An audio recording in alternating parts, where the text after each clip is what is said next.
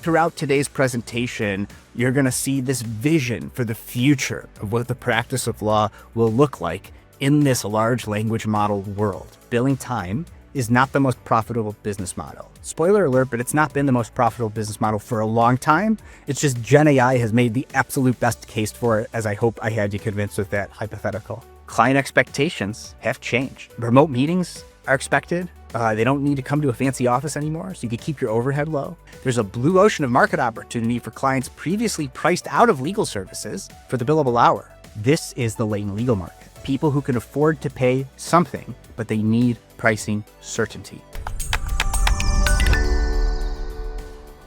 Welcome, and thank you all for joining us for another Justia webinar. My name is Nina, and I'll be the moderator for today.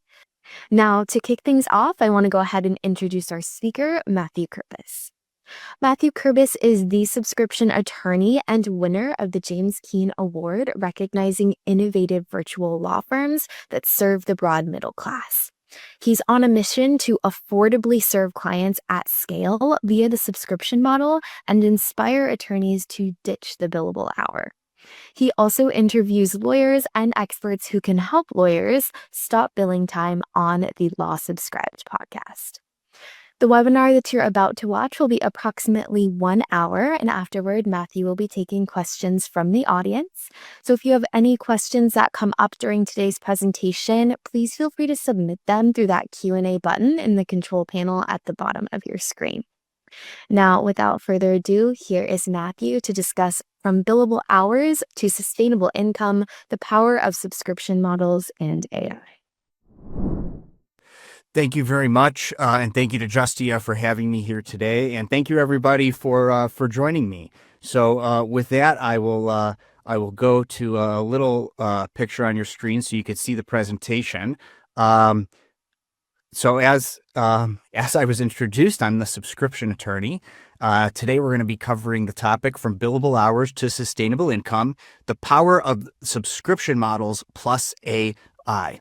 So I've been practicing law for over 10 years, and pretty early on in my journey, I figured out that the billable hour doesn't make a heck of a lot of sense, and I was always looking for another solution. So when I decided to start my solo practice, which launched in March of 2022, I knew from the beginning, in the several months leading up to the launch, that I was going to not bill time at all. It was going to be completely based on the subscription model.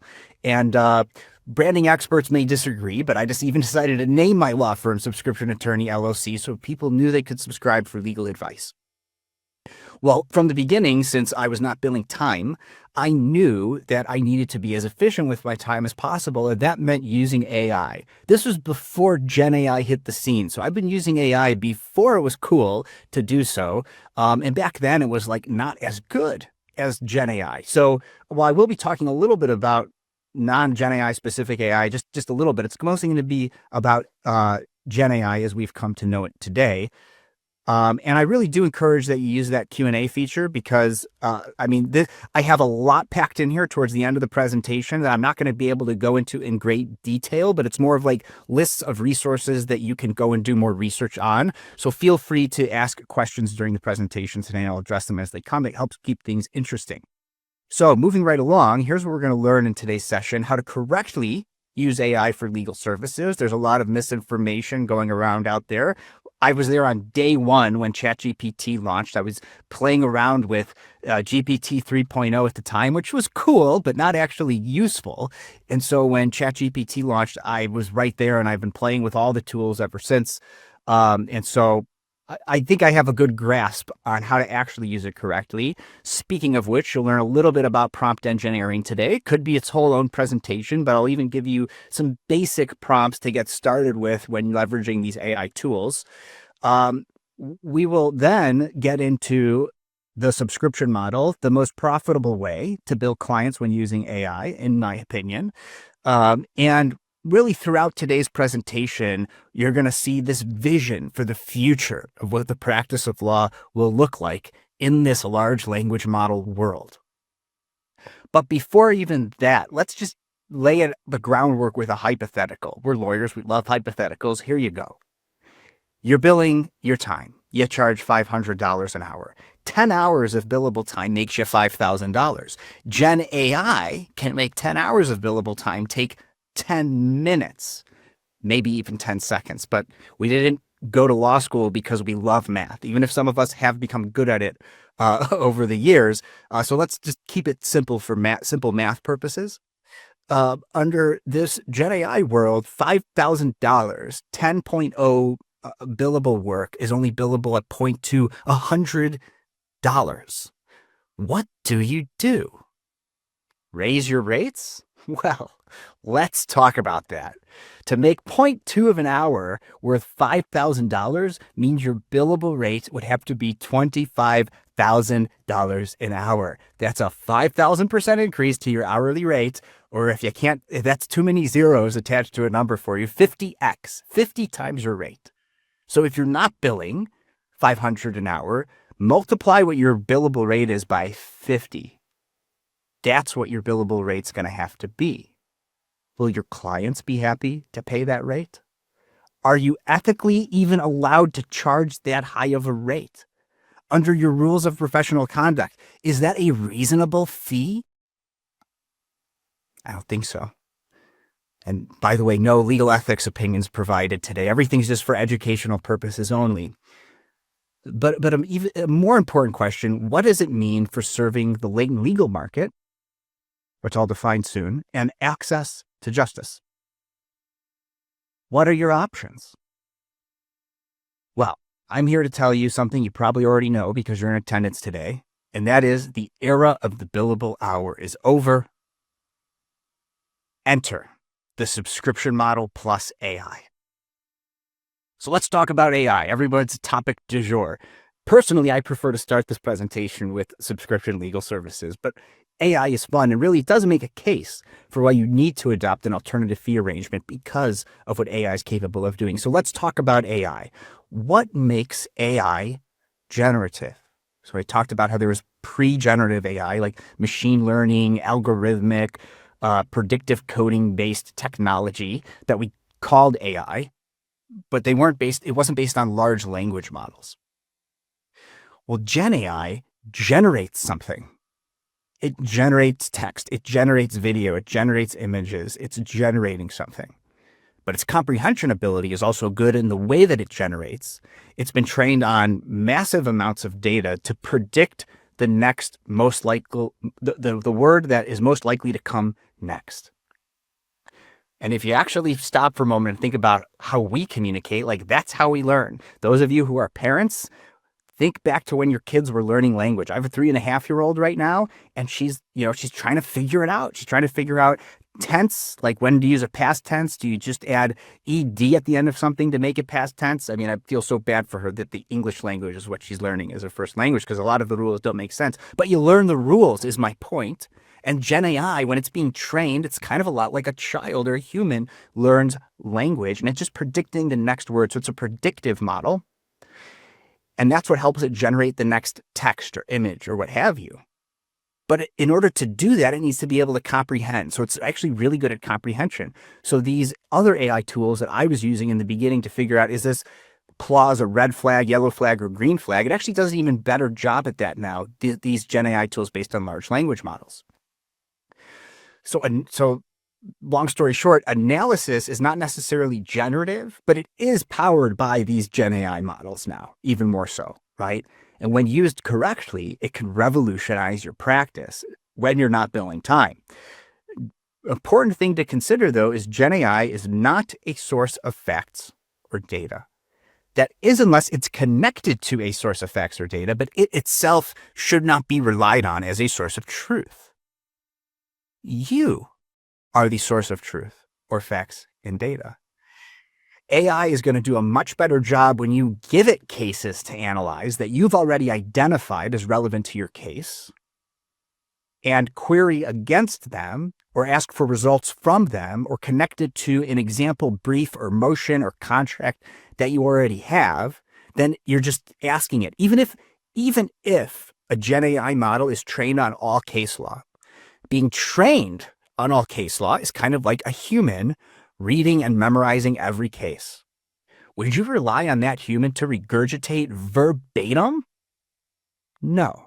I mean, there are like a handful of humans that could do this, but even they have been tested and it's not perfect recall, even if it's near perfect recall. Well, Gen AI is not going to perfectly recall this. It's training data. It's amalgamated. It's synthesized in the large language model. You know, if it were a human, we'd say it's synthesized in their mind, in their brain. But when you have access to a specific source of truth, like a data set of case law or statutes or something, and the way these models have guardrails on them or are trained is it's not training from that. It's tapping into it as a source of truth. This is called retrieval augmented generation, or RAG. I have a whole other presentation on this. But either you or the legal tech vendor, if it's a legal AI, is leveraging RAG to be a source of truth. These Gen AI tools on their own are not a source of truth. And while AI, as we all know, is not perfect, right? Hallucination is a term. That means it makes stuff up. But really, when you start to understand the way that AI works, it's not hallucinating. It's doing exactly what it's designed to do.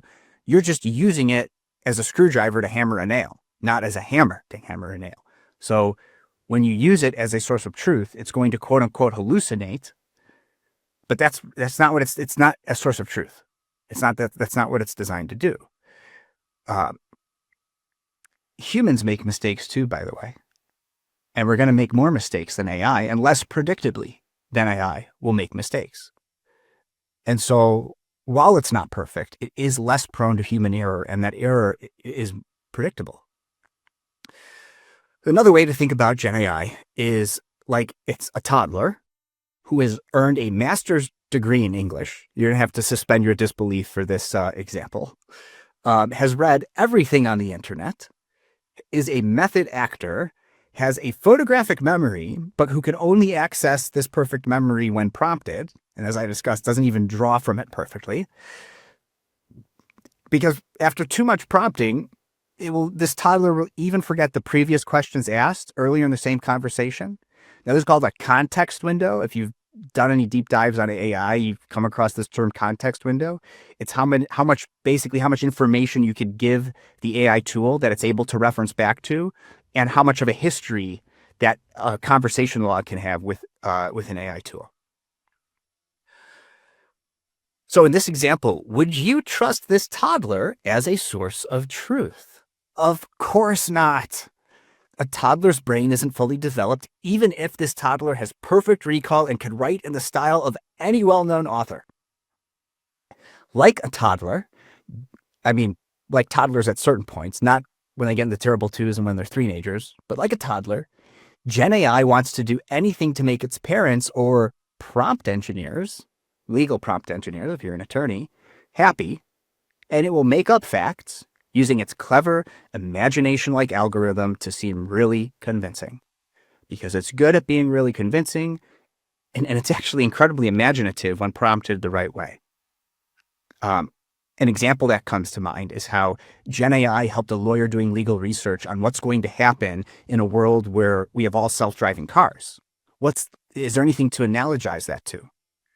And the Gen AI came up with, well, maybe elevators. There's cases like old case law on when elevators used to be human operated and then became operated independently from humans, right? So like I consider that incredibly creative. Maybe not in the way we think of humans being creative, but still very creative. So here are some tools, and I'm just going to open up all these right now so we could talk about them. So here's a bunch of AI tech. You've got these tools do a lot of different things. Again, I have a presentation just dedicated to legal tech tools. I can't list all of them here, but suffice to say, I maintain a spreadsheet, and we're into the 80s now of different Gen AI tools, both general use and legal specific. There are far more tools purporting to be legal specific AI than general use.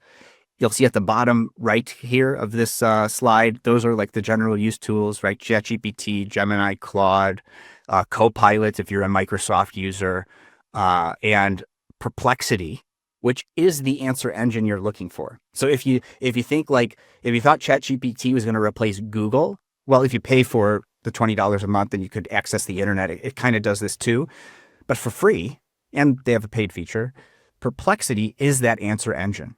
So when you type in a question to Google, if you're a lawyer watching this, and you probably are, then maybe like me, before you used to start a legal research project, before you'd go to one of the legal research tools, you would just ask Google, see if anything came up in a search result. And it was usually like a lawyer blog wrote about it. Now, the layperson would not like appreciate, is it the right jurisdiction? Is it the right statute? These types of things, and ask the right questions. So even with Google, that's why lawyers didn't get replaced when the internet search engines came around. But as a lawyer, we're able to figure out, okay, so like I asked that question, this lawyer blog, that's not relevant. It's a different jurisdiction, or that's not the fact pattern that I'm looking for with that blog. And we could kind of get a sense of, okay, well, this lawyer's blog article is more on point. It cites these statutes. I'm going to start my legal research with those statutes instead of completely starting from blank, and then identify whether that's right. Well, what Perplexity does is it reads all those websites, synthesizes an answer for you, and it will also reprompt your question or your prompt into a better version of the prompt or question that you were asking for. So even if you're like, I can't learn prompt engineering, a lot of these AI tools now, they're starting to do versions of this. Well, it will take your prompt, run it through all the past prompts that were good or bad, and based on its training and guardrails and all that, and it will like improve your prompt and make it better. Some also suggest prompts. Paxton does this, the tool at the top left. Well, Perplexity analyzes all these search results, synthesizes them into an answer. And you do this for non-legal stuff too. I just go to Perplexity now, like unless I'm looking for a company's website or something specifically from the company, in which case I'll go to Google to find it. If I have a question, like how do you get red wine out of a white dress or something, go to Perplexity, and it will synthesize a really good answer from you based on search results on the internet. And we're lawyers, we're going to love it. You're going to love this part. Give you citations, right? And so it will have multiple citations from where it synthesized its answer from. So if you do want to follow up and click on one of the citations to do a deep dive on that article or that website, you can. So it doesn't necessarily eliminate visiting websites. So for those of you who are law firm owners thinking, how is this going to work with SEO, and all that? I mean, people will still visit websites for deeper, more information. I don't think that's going anywhere. But you could get your answer a lot quicker with a tool like Perplexity. So if you forget everything else I'm going to say, like start working in Perplexity into what you're doing. So that's enough for like the general tools right now, because I can talk about it all day. These other tools do different things, right? So Paxton is a legal AI assistant, and there's several of these out there. LawDroid, you could kind of leverage in a similar way as Paxton for certain things for legal AI, being a legal AI assistant. But they do different things. So like Paxton, you're able to even connect videos and ask it to analyze videos. They did this so lawyers who are in regulatory industries that are heavily regulated, that have like, SEC hearings or C-SPAN meetings, you could like query against these like long videos that are just on YouTube or other video sources. I think I really only use links. I use Paxton. I don't really use any other links other than YouTube. So like that's a cool distinguishing factor. And they have different versions of drafting, document analysis and research in their modules. And they have a lot of other things, but it's like sort of this all encompassing legal AI assistant. LawDroid has those features too. And with regard to using AI for, legal research and statutes and all that stuff, what LawDroid can help you do is you could also build your own like Gen AI chatbot tool, which you could either use for in the way that other law firms have leveraged AI chatbots in the past. But what I think is a really clever use of this, and I think there are some other tools out there that you could do this too, I know you could do with LawDroid, is you could build like a Gen AI legal assistant that your clients can access. Now, you can't give legal advice through this thing, right? You'd want to make sure the guardrails are set up to let them know, but it could be a subscriber benefit. So we're going to talk about the subscription model in the second half of the presentation. And that could be a really valuable subscriber benefit. Case Text, Co-Counsel, Lexis Plus AI, these are more traditional legal research tools. Clear Brief is one about making your briefs better, right? And analysis for that. Spellbook has helped an AI tool that helps you leverage Gen AI to draft legal documents, and in particular, I think a focus on litigation. GC AI is a tool specifically built for in-house teams. Another one not on here, but Responsive AI without the E, Responsive without the E AI. They are like a legal research tool specifically for in-house counsel. So you've got those two AI products that are designed for in-house attorneys. What GCAI amazed me with is when I played around with the tool, it was the first AI tool to ask me questions back for more clarifying questions to make sure that the answer that it gave me was a more correct answer, or whatever it drafted or whatever it did. And there are even things in that tool that you could like put in like the aspects about your company or divisions of a company so that you could click on those so it doesn't always have to ask you these clarifying questions.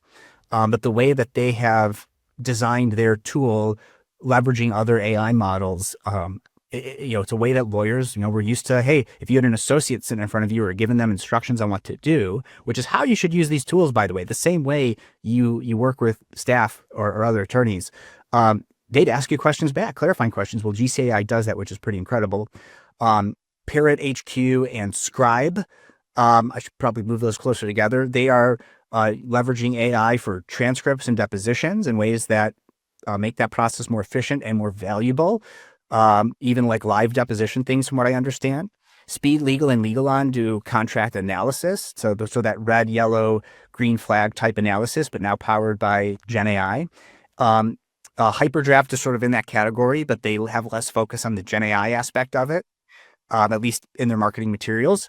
And Even Up, there's more of these coming up, but I haven't had a chance to play with any of these tools. Even Up uses Gen AI to analyze very specifically in the area of personal injury and medical malpractice, so medical records, and it analyzes databases on past settlement results and what case, to the extent that that's publicly available, and judgment award amounts for similar type use cases. And the goal is get like personal injury style and medical malpractice style cases to end results faster. So even up the score for those sides. And frankly, you could save, if you're a personal injury attorney, you can't probably charge a third anymore if you're leveraging this kind of a tool, which eventually clients will demand.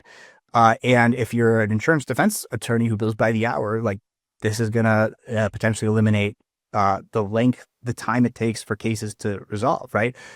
So we have to start thinking about other ways and other types of value that we can give our clients when leveraging these tools, right? And there are more tools that are hyper specific, like Even Up is to a particular area of law. And the benefit to that is there's additional training of these models or layers on top of these models and guardrails implemented. Sometimes they're called GPT wrappers if they're just leveraging ChatGPT or whatever advanced version of it there is at the time. At the time of this recording, it's GPT 4.0 or 4.0, I think they're calling it. So moving right along to some prompt engineering tips like this, I sort of got into this a little bit. I got ahead of myself. Leverage Gen AI like it's a super powered personal assistant, like an actual human. Like think of it as a human, the way you're interacting with it, right? Direct it like you direct an associate or a staff person. Here are some examples. And these are bare bones prompts that you could use, but you will get decent results with these. You could always get more specific, just like with a human. The more specific you are to a point, the better results you're going to get from that person doing work for you. You can provide too much detail to a human. You could do the same thing with AI. So these are good starting points. You can be more specific, and you could do sequential prompting is another way to be more specific. So you could start broad and narrow it down with sequential prompting if these AI tools allow you to do that. I'm a big fan of sequential prompting. The way I used to conduct legal research before I had Gen AI is I would just search something like, in quotes, insurance. And I would get every single insurance case, and then I would narrow it by jurisdiction and do search within results using Boolean terms. Well, I kind of take a similar methodology with Gen AI and sequential prompting, but I have seen some people give like paragraphs and paragraphs of an initial prompt. That's the one way to do it. I like to do sequential prompting with more and more specificity. So here's an example. Review this document and summarize it for me. Distill the 3 most persuasive arguments and explain why.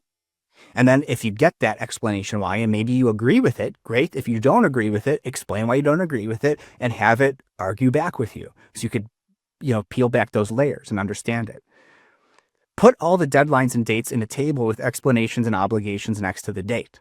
So I use this prompt more so for contracts, for contractual obligations, but I'd be curious to know if somebody was able to do this. Now GPT 4.0 lets you translate images of things right into something like this. So scan or take a picture of a case management conference order with all these dates and stuff and like put it into a table. Like I'd be curious to see how that looks. Analyze these 3 cases, synthesize them in 3 paragraphs, and list in bullet points the differences between the facts of each case. You're probably going to want a larger context window for this one, or legal AI that is leveraging larger context windows. One of the things I like about Paxton too, and some other AI models or some other AI companies are saying they do this too. They have in addition to plugging and playing with Claude, Gemini, ChatGPT, these other models, they have their own proprietary legal large language model that they will use as well. So those, these proprietary models, at least I find, do a better job than just leveraging these other LLMs. So going back to, the billable hour not working anymore, you'll have results in seconds or minutes compared to hours or days. If you were to give these, this last prompt example to an associate, like see at the end of the week with this, right? So here are some broad tips. Written, spoken, natural language is the interface. So if you're on the more experienced side of practicing law and you hated having to learn all these newfangled ways to interface with the technology, learn a whole bunch of additional jargon and clicking and all that, and where to save and download things or whatever, well, welcome to the world of Gen AI. It understands you in the same way that you're interacting with another human being, natural language. And with GPT 4.0, we could speak to it now. If you saw the Apple presentation, Apple Intelligence, Siri is being super powered with AI, and we could talk to it, and it will actually be like interfacing with these things in written text. But we're lawyers. We're masters of written word, right? And so we're actually, I find that lawyers, once they start to wrap their heads around it, are some of the absolute best prompt engineers, those of us who are interfacing with this technology. And even if prompt engineering goes away in the form that it's in now, being able to appreciate and understand what is valuable, good input into these tools and being able to evaluate the output, that's where the highest value of being an attorney, a subject matter expert, I would even go so far to say any industry that can be disrupted by AI, that's where our value is. But that doesn't take a lot of time. So I mentioned it earlier, right? This could be a subscriber or client benefit, these AI tools. If you are taking the approach with like a Harvey or a Leia or one of these tools where they'll come in and you're building a model, an in-house model, you're going to have to keep your data in a smart place and categorize it correctly, and for a solo like me, I'm going to use off-the-shelf tools. I'm not going to train a model, but for larger firms, this is something you're going to want to think about. And then there's 2 different ways you could approach this here. The subscriber benefit, which I just mentioned above, and it's accessed, that model has access to the way that you've previously responded to clients. Now, you'd have to be super careful to make sure that there are guardrails and training set up so that these tools, and you'd work with the vendors on this, right?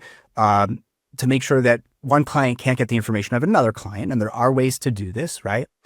But less risky is an internal firm version. And you're seeing some of these big giant law firms like Denton's that are building their own proprietary models. Like this is one of the ways that they're using it, right? We're like, now I have like a law firm with client data specific, and it's trained on all the client data because everyone in the firm can get access to that with some exceptions, with, some conflicts and stuff. How that's going to be sorted out, I'm sure they're working on that.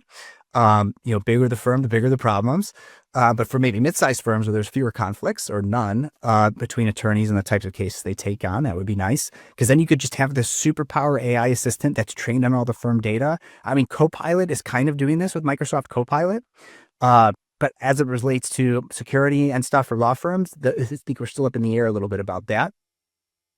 I found less so for these legal AI tools, but for the general tools, you could give it the power of persona, right? And you could still leverage both legal and general use tools. But give it some really, you're just giving it context when you're giving something a persona. Write it in the style of such and such famous author, or pretend you are a judge who is female, who went to this school, who practiced insurance defense for so many years before sitting on the bench for traffic court before becoming an appellate justice, and then analyze. Tell me if you think this is a strong argument or not, right? Like that type of power of persona. And they're phenomenal for non-legal tasks. And I would also say try using the legal specific tools for the non-legal things as well. And in the same way that licensed attorneys find that they're good at politics or legislation or being CEOs of companies or doing other innovative things like, the whole recovering lawyer thing, being good entrepreneurs, like having a legal mind and legal training is useful for just being out there in the real world doing other not legal specific things. I think the same thing is true of these Gen AI tools trained for legal stuff. They actually do really good at the non-legal tasks. But just like it's good to have diversity of opinion amongst people, you'll yield better results. The same thing is true of these AI models. So while I do leverage legal specific AI models, I'm still using these other tools like Claude a lot and ChatGPT and Gemini.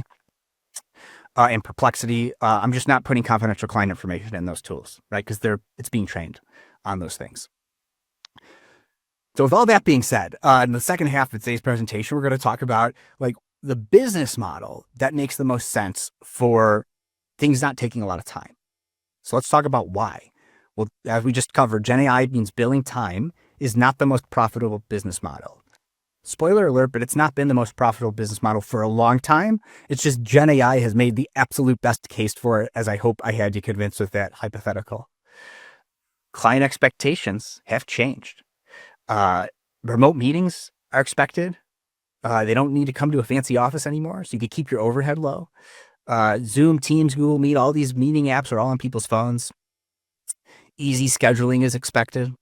Right? Instead of having to call up law firms, see if you get a hold of the attorney, schedule time on their calendar, right? And even if you still have people pick up the phone, their only task should be putting it in the calendar app to get a time with the right person at the firm, whether that's the lawyer or somebody else at the firm. And part of that thing is just filling out the information in those forms that you could program with no code into these tools like Calendly, which is my favorite scheduling tool. And one of my, if not my most leveraged piece of software technology that I use. Clients expect cost transparency. Put yourself in the shoes of a consumer for anything. Could you imagine going to a coffee shop and they said, well, I can't tell you how much this coffee is going to be because we have to make the latte first and we have to see how long that's going to take. And then you drink it. And after you're done drinking the drink, you get the benefit of drinking that drink. We're going to charge you and you owe us whether that was a good drink or not. Would you patronize that coffee shop? So put yourself in the shoes of the consumer of legal services. You expect cost transparency where you buy something from somewhere. And I know people are like, oh, well, what I do is so special. It's so bespoke. Like it's not making a latte, right? With Gen AI, it's a heck of a lot closer than it's ever been before. And there are a lot of other automation tools that just automate things that you'd be able to bill time for. And we're going to talk about those. Speaking of, adoption of most legal tech eliminates billable hours. So the time it takes things to get done, it just disappears and disappears and disappears. Other industries do it, including other service providers in different industries. So why can't lawyers? We can. And I do it, and the dozens of attorneys I've had on my podcast, Law Subscribed, do it. So here are some benefits. Predictable MRR and ARR. That's monthly recurring revenue and annual recurring revenue. As we just talked about, cost transparency for clients. Clients are not afraid to call or contact you. If you think your clients are super happy with you and you're billing by the hour, think about all the calls you're not getting. When they are not afraid to call you, it fosters ongoing relationships with clients. And here's the thing that I hypothesized would happen, and it did. I don't bill my clients by the hour at all. They schedule calls with me, and at the end of that scheduled time, they know they could always schedule more time, right? I just limit the time that I'm talking to them at a time, and then we could do that again, right? But during those calls, I've come to learn about my client and when I'm helping them with their other legal things. And so I'm able to issue spot for them as I get to know their situation, whether they're business clients or individual clients. And so we're just able to talk about things. And I could say, oh, well, if this ever happens, let me know, get in touch right away. Oh, well, in these circumstances, this sort of thing happens. And just being able to issue spot for your clients, that's valuable. That's worth a certain amount of money a month, right? Then when you're able to have those conversations, because you're getting to know your client, they come back to you when those things happen. So fostering clients not being afraid to call you and fostering ongoing relationships with your clients, they bring more work to you than they ever would have brought before on the billable hour. What you want, because you want to be able to be there for them so they stay subscribed. You want to continue to provide valuable legal services, even if that's just legal advice and issue spotting from time to time, helping them avoid big expensive legal problems in the future. And in this world, you are actually incentivized to be efficient and effective and adopt technology. Scale is possible without more hiring because there is a labor shortage. And by the way, it's only going to get worse. So where it used to have to get to from a $1 million firm to a $5 million gross revenue firm, you had to hire a bunch of people who could manage the cases and bill the time, etc. Well, if you could 10x everybody's productivity and you could automate and productize, then your ability to scale without more hiring becomes possible. So people are worried AI is going to take people's jobs. And I think for companies who don't think about using AI in this way, they may let people go. But if you're a company and you could help and everybody's using AI and you could 10x everybody's productivity, then you could scale and grow that company or law firm without the need to do more hiring. You get lifetime value for and from clients. So if you just get one case for a client, you think, I got to take the biggest, juiciest bite out of this apple, and then I'll bill as many hours as I can on it to provide legal services, right, that you could ethically bill for and all that. But you get one bite at the apple. With the subscription model, you're thinking about lifetime value. You're thinking, I'm going to eat this whole apple, taking small bites over a long period of time. And I'm going to do that with bushels of apples at a time so that I could just take small bites of all these apples, right? It does become a little bit of a volume game, but it doesn't even need to be that big of a volume game. You've got 5 clients paying you $5,000 a month. Still smaller bites for each one of those clients, maybe medium-sized bites. But then you also you're not just relying on one client and one juicy bite of one apple. Lifetime value radically changes your perspective on your relationship with your clients. These MRR, ARR, LTV, these are all concepts in what's known as the subscription economy. And I've had some experts in the subscription economy on my podcast, Robbie Kellman-Baxter, Mark Stiving, Ron Baker, none of them lawyers, all experts in the subscription economy. There are market opportunities for institutional clients who want to cut costs, meaning these are the clients who are paying the billable hour and hate it. Even though I designed my business model for the latent legal market, these are my happiest clients, the institutional clients. Because there is this, and the reason I designed my law firm this way, there's a blue ocean of market opportunity for clients previously priced out of legal services for the billable hour. This is the latent legal market. People who can afford to pay something, but they need pricing certainty. I do these CLEs. I have the podcast. I talk about it as much as I can because I am not afraid I am going to ever run out of clients.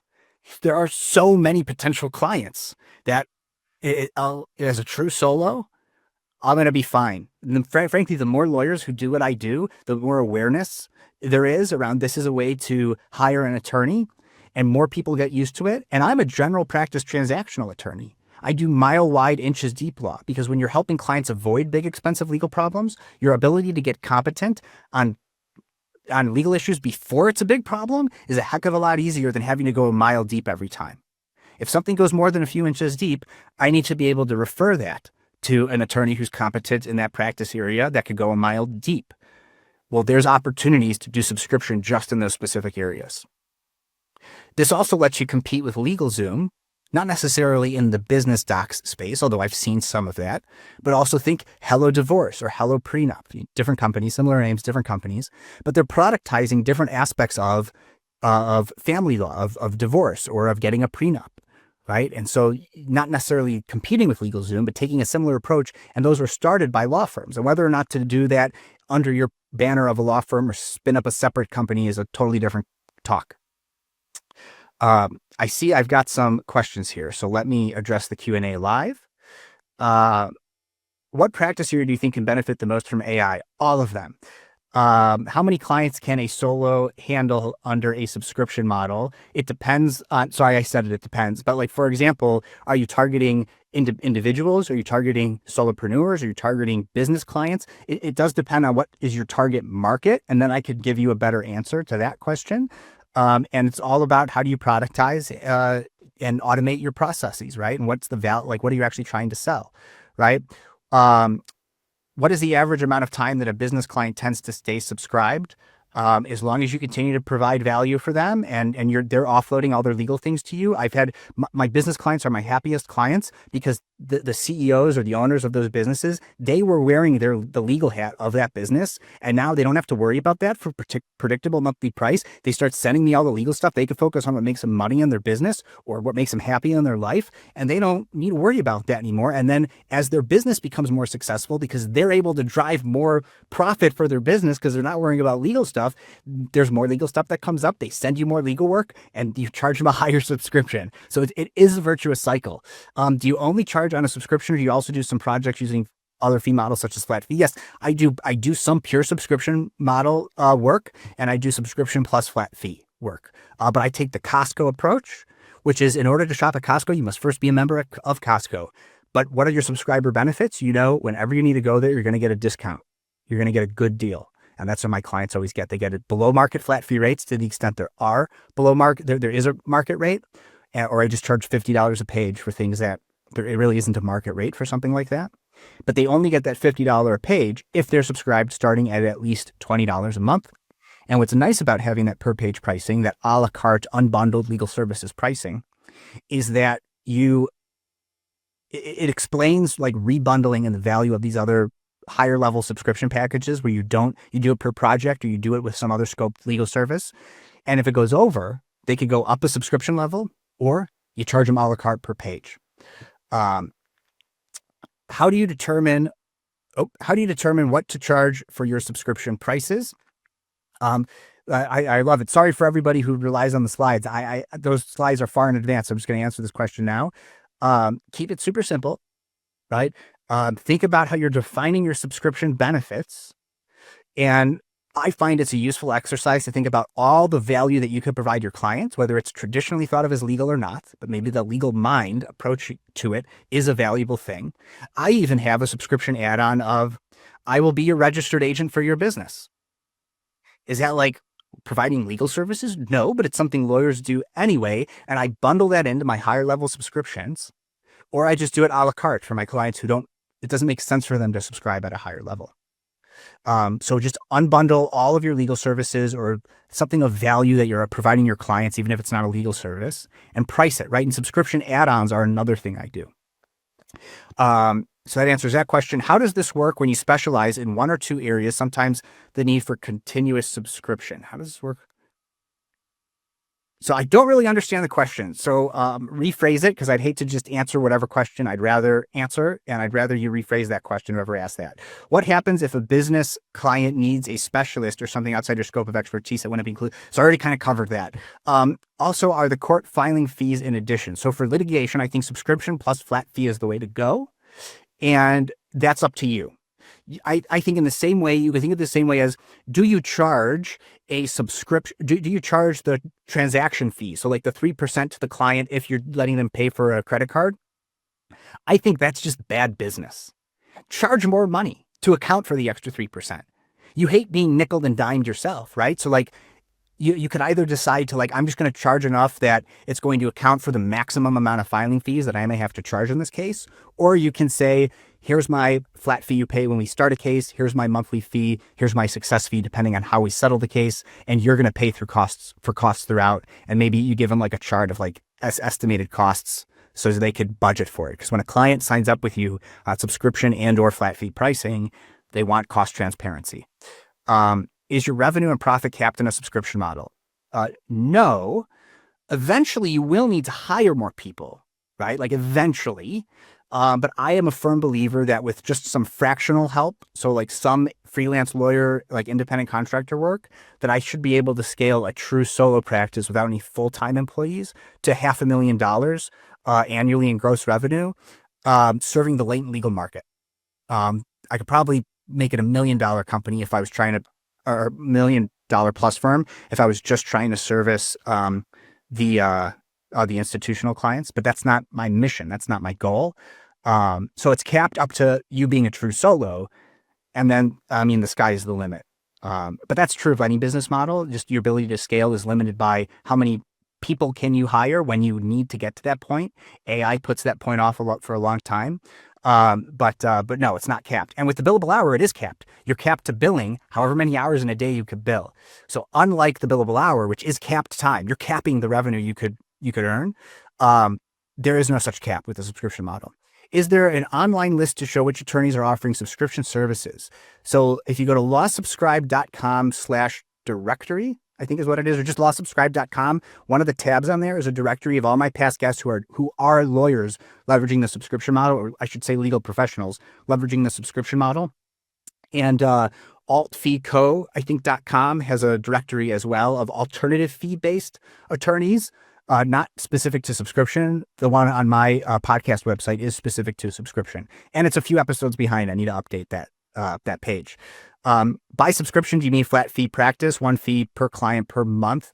I mean, so as far as like the legal ethics are concerned, like as far as I'm concerned, it is a recurring fixed fee or a recurring flat fee based for scoped and defined legal services. Right. And I do true month to month. So if they want to unsubscribe, or if I don't like this client, we could end it. Right.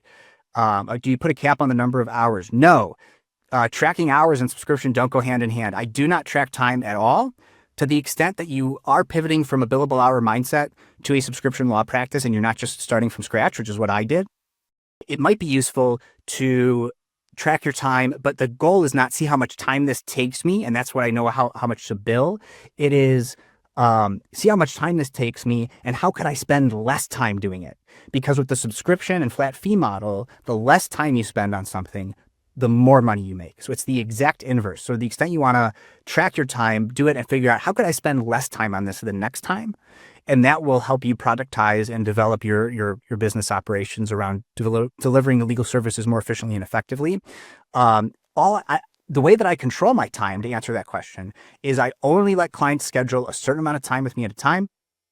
And then I will we'll schedule more time in the future if we need to. And I use blocking. And I'm always trying to find a better solution to blocking time. But like, I know, like, okay, working out, analyzing this contract with the help of AI might take me 30 minutes. So I'm going to block tomorrow. I'm going to work on this thing for this client for 30 minutes. So I control my time in time blocks, but I don't cap or think about tracking time in terms of a client only gets so many hours. You got to completely abandon that mindset.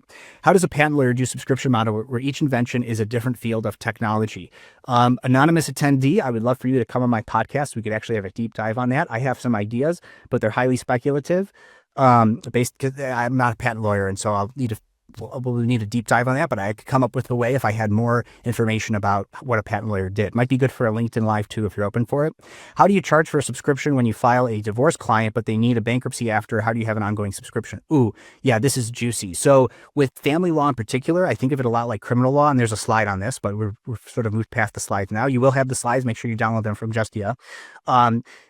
Post getting them on probation or post divorce decree or marital settlement agreement, you have to comply. You have to comply with the terms of your probation. You have to comply with the terms of the MSA or the divorce decree. And so there is a subscription for you right there for compliance, ongoing compliance post the end result for litigation. And as far as bundling services are concerned, I think there's opportunities for like a consortium of lawyers, like a franchise model almost for law firms, but we're going to need a lot more lawyers adopting the subscription model for that. Otherwise, you just need a bankruptcy lawyer and a divorce attorney, and they're in the same firm, and one handles one handles the other, and that firm could have a set subscription price that maybe they get access to additional discounts or other sorts of flat fee pricing to be subscribed to both, kind of a thing. But there's a lot of potential there.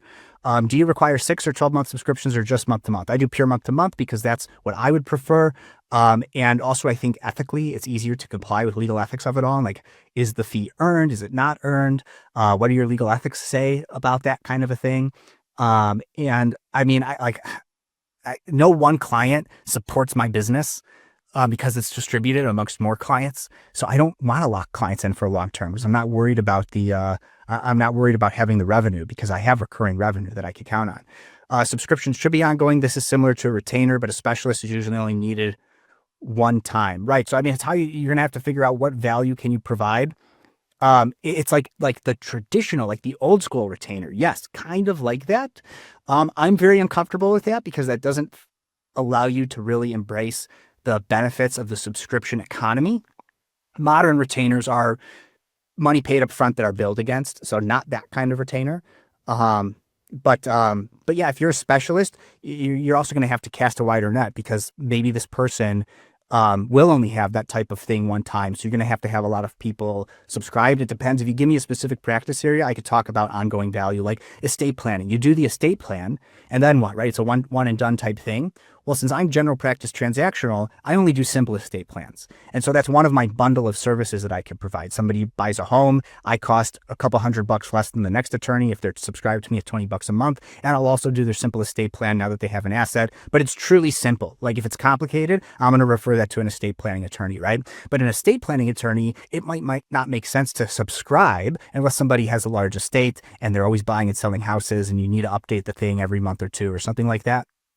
That's a natural ongoing subscription. But what I've seen some estate planning attorneys do is just an annual subscription. You pay for it once, and then in a year, they're going to check in. You already paid for it. It's an annual check-in. We analyze your estate, and we figure out, do you need anything? And I'll tell you what, there's value to having an attorney analyze a contract, analyze an estate plan, and say, no, you're good. That NDA, sure, I don't love it, but I realize at the speed of business, you got to sign it and move, and there's nothing too risky in that NDA. And so having just an annual subscription for certain instances, like in highly specialized areas, that could make sense.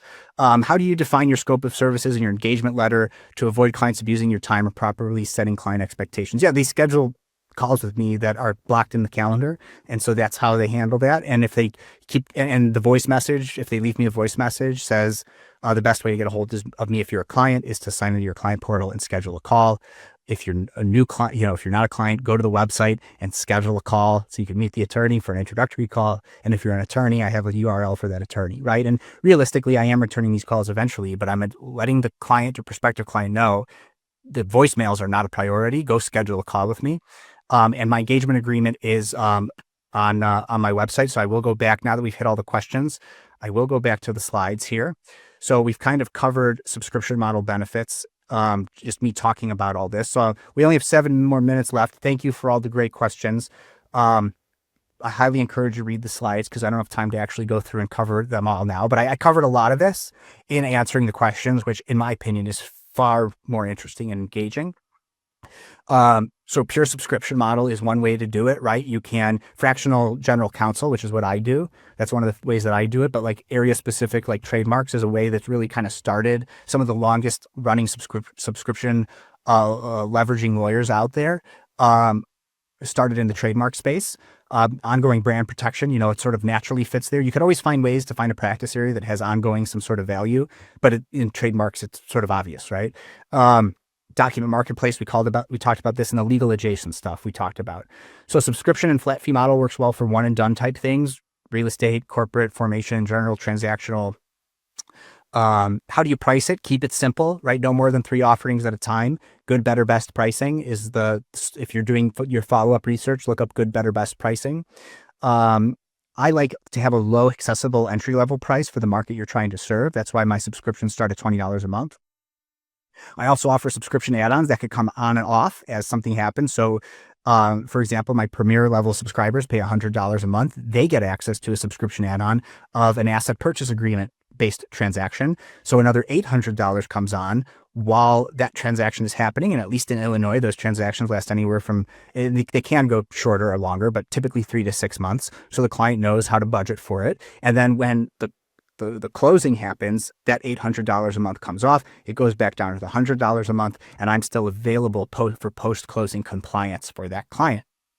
Rebundling your unbundled legal services back together that you sell at a lower monthly rate than what it would be if they bought them unbundled helps sell the higher value of those subscription levels because you're not trying to maximize profit per each client, because you want them to stay subscribed and you want them to feel like they're getting a good deal and maximizing their subscription benefits. So it's okay to sell them higher level subscriptions because you as the business owner get that higher monthly recurring or quarterly recurring or annual recurring revenue. So you could see my website, for example, and listen to my podcast while subscribed. All my prices are right there. subscriptionattorney.com/hashtag. You have to type in the hashtag all access. That's all my unbundled pricing. I put it out there for my clients because I think that's good customer service. But I also put it out there for the lawyers who are interested, and you have to adapt it. Context matters, right? Like my engagement agreement, I'll also give you the link to that. But every jurisdiction is different and every market you're trying to serve is different. So adapt the pricing to fit the market that you're trying to serve, which is a whole other CLE. I like these subscription strategies, easy unsubscribe and resubscribe, just because I take the anti-law firm approach doesn't mean I couldn't have a successful subscription law firm that was Kerbis Legal Service, a more traditional sounding law firm. I could tell you I have not been able to sign up clients because they don't want Subscription Attorney LLC on the letterhead. That's fine with me. You go hire another traditional law firm. But my point is, what I've learned from that is some people would want to pay an ongoing price for a law firm that sounds and looks like a traditional law firm. I just take an anti-law firm approach. Huge opportunity here for non-English speaking clients. There's only like 2 lawyers I know of serving Spanish speaking markets that use this model. Thoughts on ethics, right? Speak with counsel, but be prepared for them to not have answers.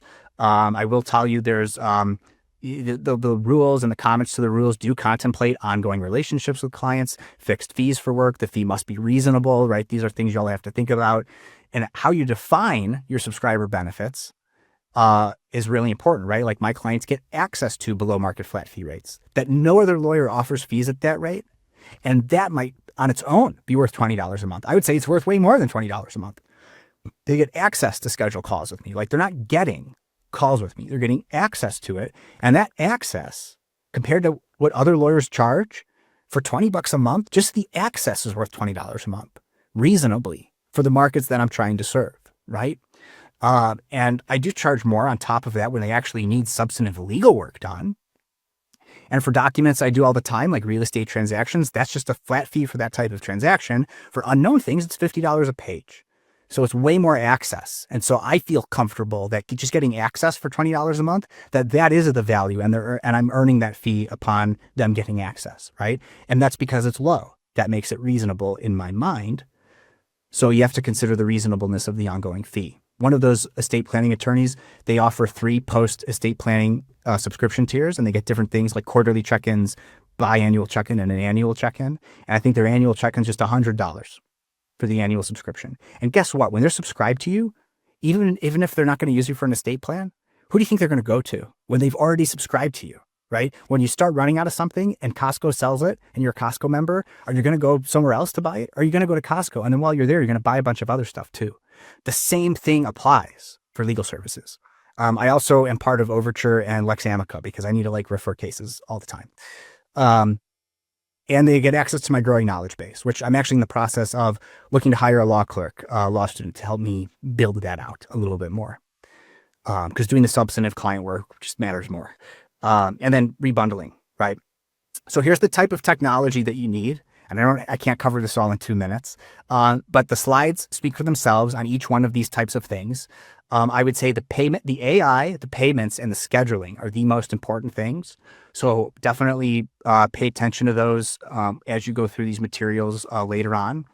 For tech tips, look for unlimited usage. Check out these marketplaces like Bob Ambrosie's Law Next and these other ones that I list here to maybe do more deep dives or see what these companies that I'm going to list here say. Just because I list a company doesn't mean I'm warranting that they're going to be good for you. I have whole other talks I give on just the stuff that I'm using, but we don't have time for that today. As you'll see here, I explain every type of thing and then I list the types of technology. So I highly, highly recommend you review all these slides. And you check this out, do your research on, I think it's mostly self-explanatory. Also listen to my podcast where I talk about these things too. And if you go to MathewKerbis.com, it's my speaker portfolio where I talk more about my own practice. This is more so for you to learn about things. And then with that, I see we do have some more questions. So I will just get to the last slide here so you know how to get in touch with me. And then we'll take some questions until I hear from the folks at Justia that we have to stop. So let me just get through here. Sorry, folks. Thanks again for all your good questions. So I didn't have time to cover all of these things in detail, but like I said, it's mostly just for you to continue to do your own research post CLE. I know there's a lot of slides here, but when designing your subscription-based law practice, you have to think about how can I be most efficient. So I wanted to give you all of the technology to be as efficient as you possibly can be. So I'll leave you with this is a thought experiment. Pretend the ABA or your bar association or licensing body, if it's a state Supreme Court like Illinois, says the billable hour will be banned in 365 days. You need another business model. What would you do? That's my challenge to you. Here's my contact information. And with that, I will answer some questions. Let's see, we had, okay, good. Where could I find slides? We got the slides and the all access one. So that's subscriptionattorney.com/# all access. That's that one. And it's /# engagement if you want my engagement agreement, which is public, and it's much more like a software company than it is like it's still designed like a engagement letter would be, but somewhere in between an engagement letter and like a terms of service or terms of use for like a software company. So with that, I will hand it back over to Justia. Nina, go ahead, take it away. Awesome. Thank you so much, Matthew, for that great presentation and all of that additional insight that you gave as our audience kind of asked those questions. And thank you all for asking those questions and being so active. It always helps to kind of open up the discussion. I want to thank you all for joining us for another Justia webinar. And again, as I mentioned at the beginning of today's presentation, for all the lawyers in attendance today, I wanted to remind you about those benefits to upgrading to Justia Connect Pro. It's available for any lawyer with a claimed profile in our Justia Lawyer directory. And when you upgrade, you get access to different benefits, including that CLE credit for both live and on-demand webinars, as well as getting an enhanced profile with a pro badge in our directory and access to a $200 credit for select Justia marketing solutions and much, much more. So if you're interested, you can visit us at pro.justia.com. Thank you all so much for joining. Have a wonderful rest of your day. Thanks for watching. We hope you enjoyed this video, and if you did enjoy it, please click the like button and subscribe to our channel for more videos on law practice and legal marketing. See you in our next video.